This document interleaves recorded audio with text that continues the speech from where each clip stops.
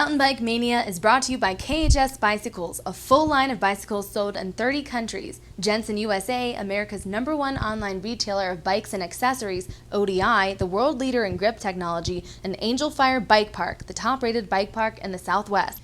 Hello again, I'm Samantha McDonald, and welcome to another episode of Mountain Bike Mania. We've traded the lush Pacific Northwest for the equally beautiful Appalachian Trail. This week, we're coming to you from the Mountain Creek Resort in Vernon, New Jersey. This is race 2 in USA Cycling's Pro GRT series, and if the first race was any indication, we have an exciting race in store for you today.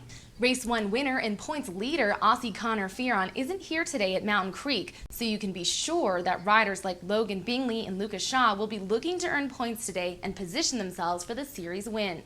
But for riders like the 2014 series champ Kevin Aiello, who is rebounding from a crash at Dry Hill, earning points won't be easy. Why? Because they'll have to contend with one of the world's top riders, American Aaron Gwin. And as if all that wasn't enough, the course at Mountain Creek is looking especially tough today. Here are Ross and Mikey Hatterer for more on the race and course conditions. Thanks, sis. The weather's been pretty inconsistent. It's raining now. All of practice and qualifying, it's been dry as a bone. Yeah, the course is actually probably the dustiest we've ever seen here at Mountain Creek. Not typical East Coast weather, but all racers waking up this morning to some torrential downpours. Really changing the course. We'll see how some of our juniors stack up. Not really used to this massive change. It's pretty funny. The top 5 juniors qualifying here, all from California. They've been saying all weekend the dirt has been just like that, pretty loose and dusty. But today we'll see how the East Coasters can step it up a notch. Definitely a little home court advantage with some of the wet routes. And again, in our pro men's category too, some Southern California boys on top, but also a couple somewhat local boys sneaking in there in the dry conditions. Yeah, we'll see how things pan out. Let's go to a course preview real quick.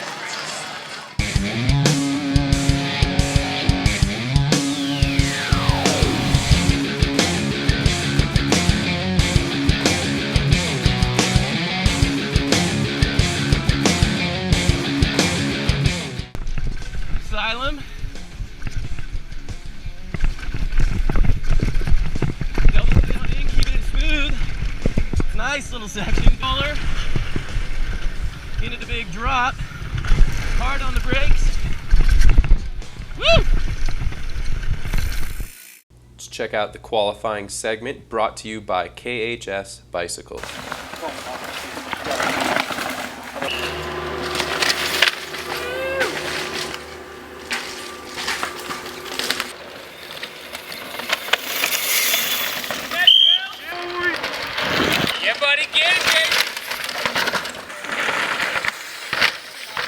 Vernon.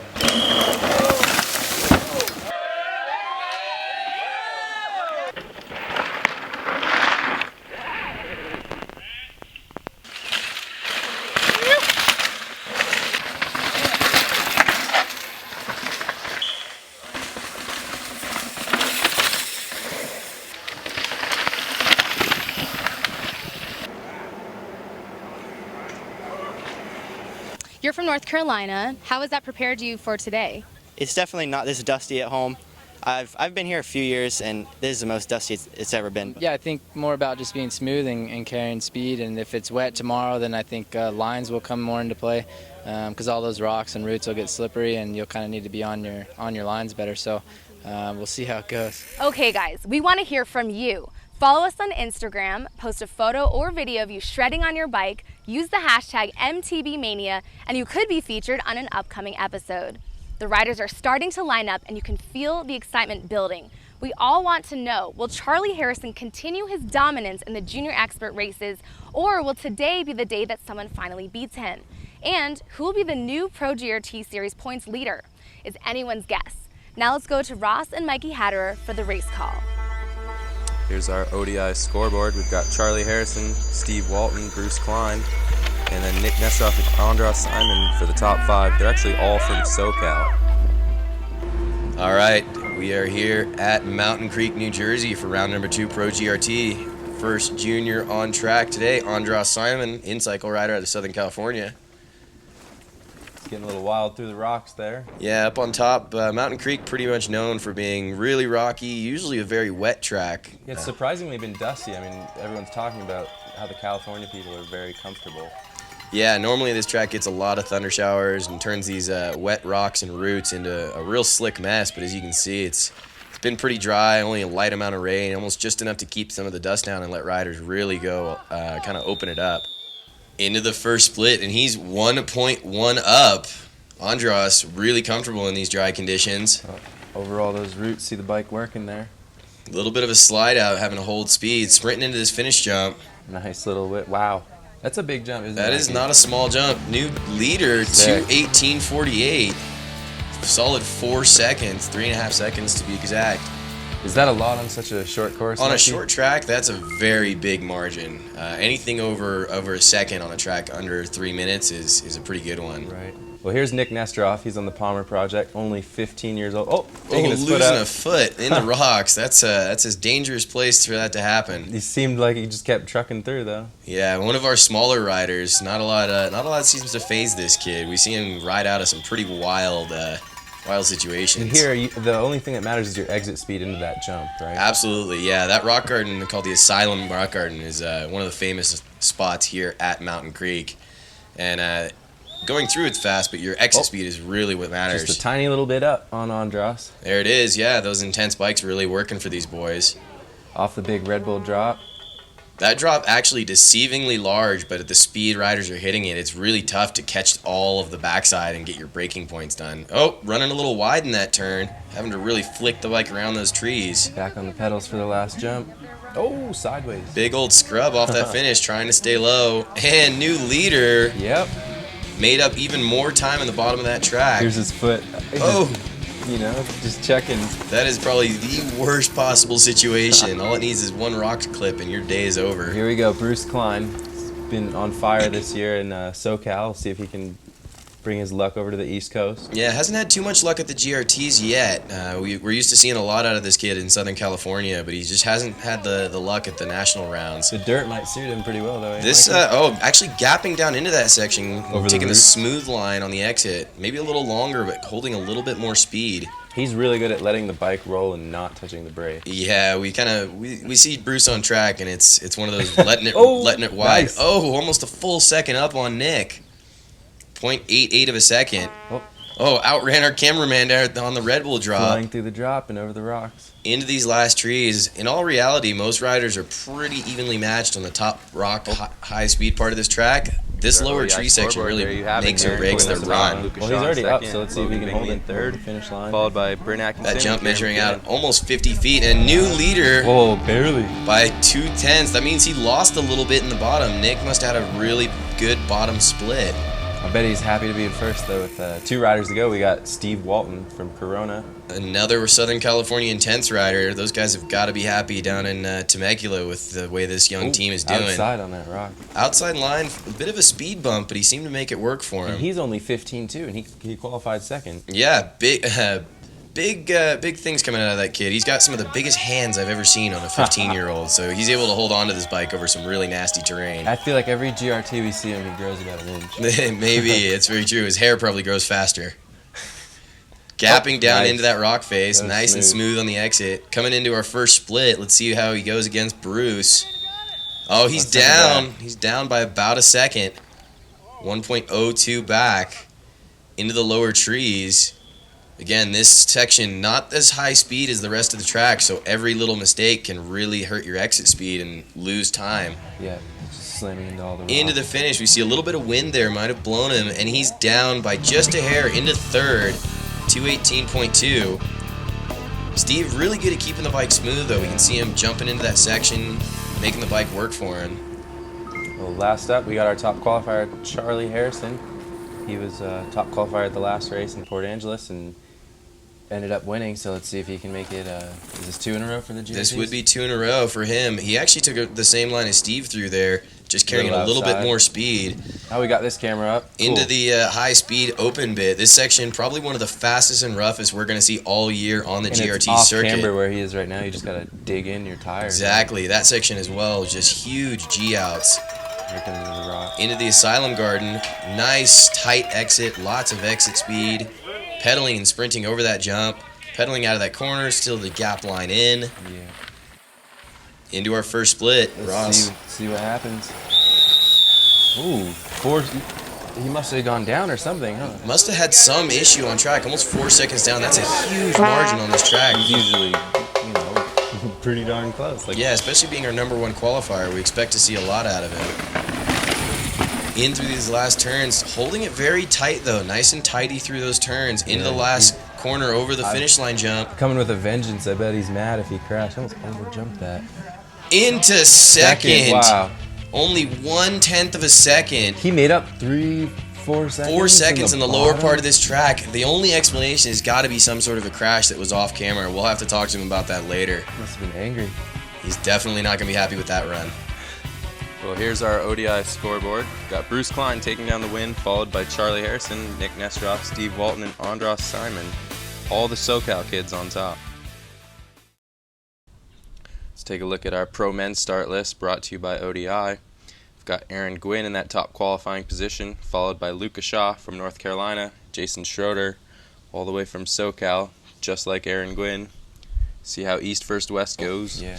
All right, Pro Men here at Mountain Creek. Starting us off, Walker Shaw out of North Carolina. Walker on the SRAM TLD program with his brother Luca, doing a full World Cup push this year. Luca nearly overall champ last year in the World Cup. They've been riding a lot of motos in the off season. Let's see how wide open he can. He's tucking like crazy. Yeah, Walker, one of the smoothest riders on the circuit. He's basically the king of the manual. We see him on all the pump track competitions, never really putting his front wheel down. So see how it relates onto the rough downhill tracks. He's very balanced, but I hear he pedals out he breaks in and pedals out, so his exit speed is about the same, but it wears him out throughout the track. Yeah, this course maybe not so much of an issue with that, with it being such a short course. Oh, he is up though. Nice. Up by 1.6. Yeah, Walker. Walker, one of our lower qualifiers. I think he had a crash in qualifying, so we usually expect to see him a little bit earlier in the day. And he was, I think he was your collegiate national champ for Division 2. He may have been, I think he was, yeah. Oh, there he goes. Wow. Killer time, almost 4 seconds up on Matt Orlando. 2:13.67. That's only a few seconds up of our top qualifier, Aaron Gwynn, yesterday. A good run. Well, here's Bryn Atkinson out of Washington and Australia. He's your overall points leader right now. So he wants to put in a clean run and probably not risk it. But Bryn, also one of the smoothest riders we see on the track. He usually never looks like he's trying all that hard, and it equates to a lot of track speed and overall speed in his runs. You notice right there, just very leisurely down some of the roughest, fastest parts of this track, making that very calculated. Very, very smooth. Here he is into the rocks, just rolling it super smooth. Back on the pedals. Sprinting into these berms as well. Oh, outside. Oh, running a little wide, but almost hit that tree. Coming into our first split, Ross. Let's see how he does.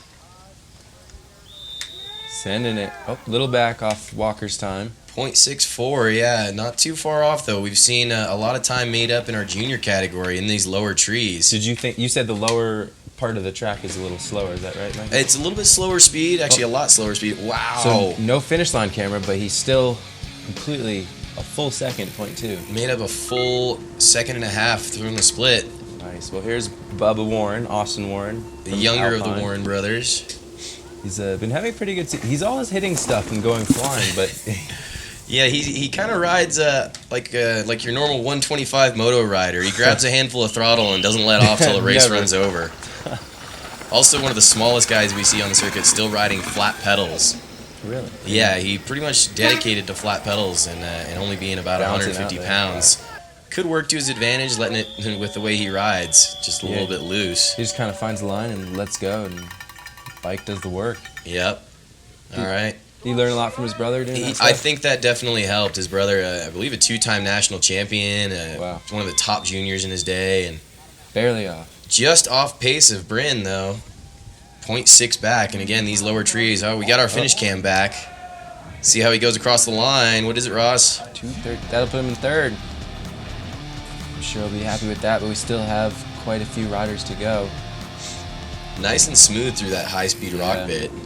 We got Luca Cometti, San Diego. He's been really blowing up recently, huh? He's one of the most calculated young racers out there. Definitely got a great head on his shoulders, and really more focusing on improving himself than exactly what his race results are, and it seems to be paying off for him. Yeah, he's been getting top fives almost all the GRTs in the last couple of years, right? Yeah, very, very consistent. Very consistent. The Winter Series down in Fontana. You know, again, so calculated and smooth. Second year pro? I believe so. I think he's still under 21 years of age. Back on the pedals, and he's been training a little bit with Vernon and some of the other World Cup guys, right? Yeah, the Intense World Cup team is also riding a lot with Sean Palmer with that Intense Palmer program for the young kids. Into the first split, Ross. How's he do? He is just up a tiny little bit. Hopefully he can hold that. I mean, we know the bottom part is a little slower, but... Oof, sending that drop almost to flat. Wow. You see he tried to pre-jump and still over-jumped it just a bit. He was on a flyer. Ooh, getting close. Real tight to that tree pad. Yeah, that exit Time turn to beat. slow. Oh, we lost our finish cam again. The weather here probably wreaking some havoc on our cameraman. That'll put him in second. Hopefully that holds. That's a pretty solid time. Definitely. Phil Metz out of New Hampshire. He is a joy to watch. Absolutely crazy. A wild man on a bike. It's good to see him back on the GRT circuit after a few years off. Spent a lot of time building trail and going to school. Yeah, he just started his freshman year at Lees McRae College. Ooh, almost losing the front end. That could have been disastrous in this section of track. So he's your NCAA D1 collegiate national champion for this year. That's not a surprise with how wild this boy can get on a bike. So much entrance speed into the Asylum Rock Garden. Oh. Look at that speed, Ross. That's crazy, dude. Into the finish, or not the finish, the middle part of this track, into the big hip jump, Little jump. which Check is out our the first split. See where he's at, Mikey. Almost nice. half a second up. Nice. He's on a flyer. Repping that Northeast. Riding that Good job. trek for Danny Cycles, one of the big bike shops in the Northeast. Got a Oh, he really rolled good through team. there. Rolling through that, having to get his braking points. Holding it tight, though. He carried probably the best speed through that. Into second. Nice. 2:13.28. Okay, wow, these times are so close. Stacking up very tight. Our top five within about a second and a half. Here's Kevin Aiello. Kevin's first race back from that horrific crash we saw in Port Angeles, where any other rider would probably snapped a femur. But good thing he's like 6'3", 6'4". He can just Somehow tuck and rolled out of it. Gumby his way through it. Kevin always looks like he's riding a little bit kind of off the back, lazy, having fun style, but he also can really let it run wide in some of these turns and let those flat pedals work for him. So let's see how that equates on this really high speed section of track up top. Yeah, his teammates call him Avatar. Oh, whoa, he's so close to that tree. Running it lose speed, wide. though. Yeah. Pedaling out of that turn, setting up high. Dropping into the little pump. Into our first split. We see some riders just there cutting that corner. Oh, yeah, he really went cutting really that inside. hip. I wonder if that slowed him down. Making it Scrubbing a little off. shorter. We'll have to see. Ooh, scrubbing down too flat. Our cameraman almost taking out a spectator. The guy was like, what are you looking at? Into these tight turns. Couple little Pretty quick, roots pretty there quick. that'll catch you out, Ross. You just gotta lean and pray, right? I mean, it's definitely a bit more calculated than that, I think, for these top pros. Oh, I think he got Phil. 13.66. That's a tight one. 0.01 ahead of Walker. It's gonna put him in the top 5 right now. Look at all those 13s. Oh my gosh. That's gonna be. It's gonna be a matter of pedal strokes. Here's Kieran McKinnon, as you call him, the silent assassin. Yeah, he's one of the quietest and most calculated racers we have on track, and really made a push the last couple of years to really focus on his results and improve his racing. Yeah, and he's designing the bike he's riding a little bit, right? Yeah, he's one of the employees at Santa Cruz Bikes, so he's one of their in-house testers, helps with the marketing department, and kind of a local to Santa Cruz, so it's good to see one of their locals actually bringing their bikes onto the top of the race circuit. Came in a bit slow, but definitely exiting with enough. Wow, he cleared that very well. Yeah, he's also one of our larger riders with a lot of pedaling power, so he can make up for a little bit of that entrance speed by taking a good strong pedal out. He's a little back, Mikey. A little bit back at the first split, but again, we said that higher speed part of the track maybe not suiting his pedaling power. So this technical section, you think he's going to make up a little time? I think he definitely can pull some back. If we saw over that little hip there, he was full back seat, letting the bike work, not braking. We've seen a lot of riders struggle. Into this finish jump, almost 50 feet there, and you see our top rider still struggling to not over jump. Into second. Yeah, right behind Brent. Nice. 2:13.04, just by about half a second. Here, this is the section I was talking, watching that bike, not slowing down over the roots. Just gapping them. Got Logan Bingley.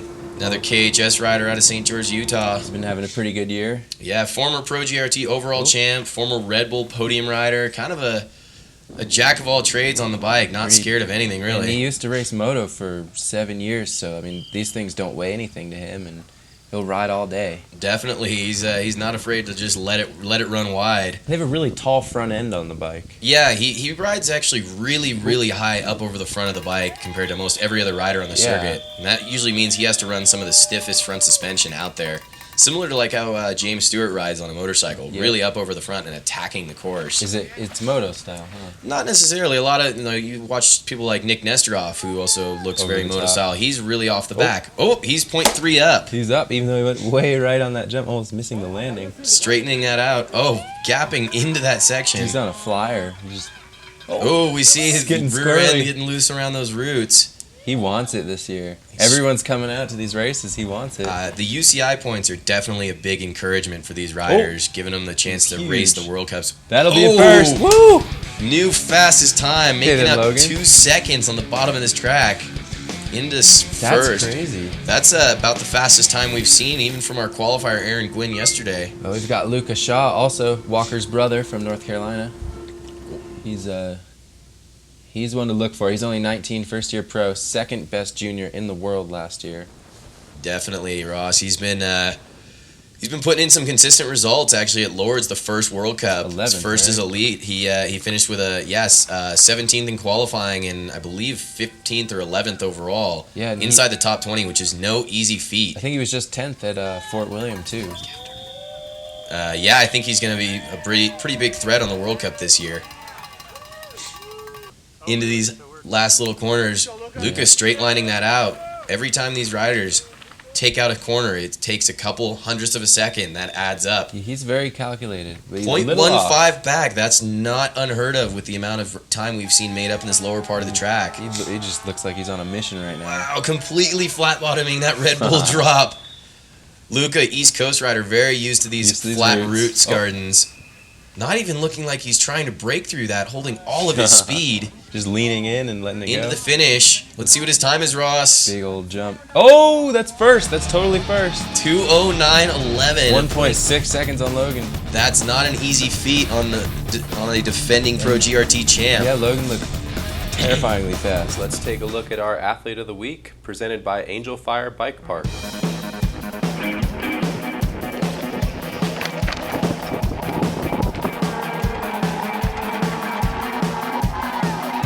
I've been racing since I was 4, racing BMX, and I don't know. I guess a lot of people probably have that competitiveness. It just depends on what you're doing. You know, for me, it's racing. I've always definitely more competitive with myself. I've never been one to really focus on other riders. I don't really care what anybody else is doing, especially in downhill. You're basically just racing the clock. And I know what I'm capable of, and so I'm pretty competitive with, or hard on myself sometimes. You're known for being a really smooth rider. You always look like you're just flying. Have you always been that way? Yeah, I think for me it's been my style. I mean, BMX was the first thing I ever raced, and in BMX it's kind of all about being smooth and making the most of kind of every inch of the track.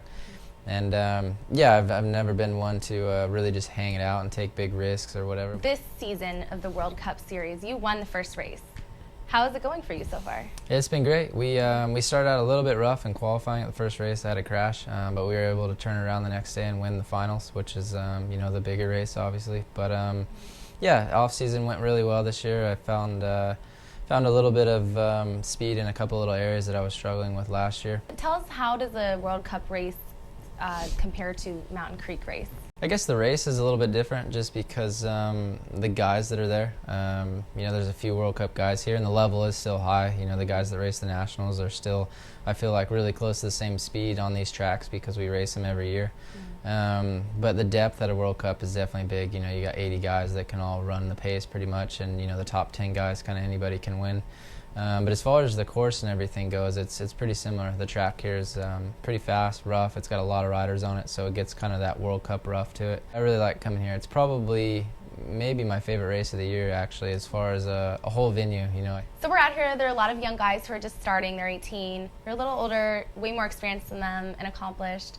How much more do you see yourself doing this? So I think as long as I can feel like I'm improving and I can win races, I'll keep doing it. So I just turned 27 a few months ago, and so I think at least another 3 or 5 years, and then you know, possibly longer. But yeah, I mean, I think I might have a hard time racing if I wasn't in it to kind of win. You know, I don't think I'd ever be a guy that would just ride around to get 10th place or something, even though that is a good result. I think for me, it's the drive to win is always there, and as long as I feel like I can do that, I'll probably still race. And the man to beat, putting a hurt on everyone in qualifying yesterday, Aaron Gwynn. Oh, and he's off. And outran our start camera into this first rock garden. Bouncing around. If he doesn't crash, he's got this in the bag. He's been looking obscenely fast in practice. Check this out. Into the rock garden, Oh. so smooth, just almost making it like there's no holes, and watching our other riders' bikes just suffer. Yeah, he just looked ahead, and there he went. Leaning back, pedaling hard out of the exit, making every little bit count. On the gas hard again. Aaron does not know how to let up on these tracks. 3 more pedal strokes every corner. He loves Mountain Creek. He loves being here. He loves the tracks. And 2.2 up at the first split, Ross. That's obscene. on Logan and Luca, That top section's Oh my so close God. for all of our riders. He put 2.5 seconds into the country's best. is he just pedaling everywhere, or what's his? It looks like he's just not afraid to let Oh my the bike God. ride, letting it out, using every bit of traction. Knows every route, every rock. So tight into that last exit, all the way down that He landing. looks clean. Oh my God! 5 whole seconds. Wow. That's America's finest, right? 205.8 on Luca Shaw. Made in That is SoCal. amazing. That was some amazing racing, Ross. That'll wrap up the pro men then. Can't wait to see the next one. Here's our ODI scoreboard. There you have it. Aaron Gwynn on top, Lucas Shaw in second, Logan Bingley in third, followed by Bryn Atkinson and Kieran McKinnon.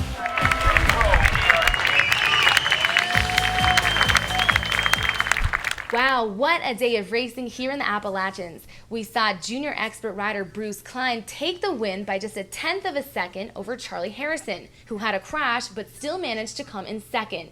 And then we saw pro rider Aaron Gwynn tear up the course. We'll see what happens next time in Angel Fire, New Mexico.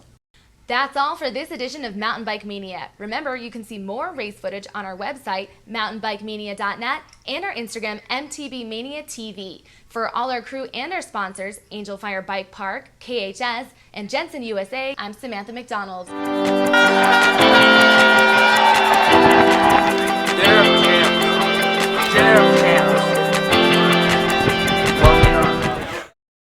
Mountain Bike Mania has been brought to you by KHS Bicycles, a full line of bicycles sold in 30 countries. Jensen USA, America's #1 online retailer of bikes and accessories, ODI, the world leader in grip technology, and Angel Fire Bike Park, the top-rated bike park in the Southwest.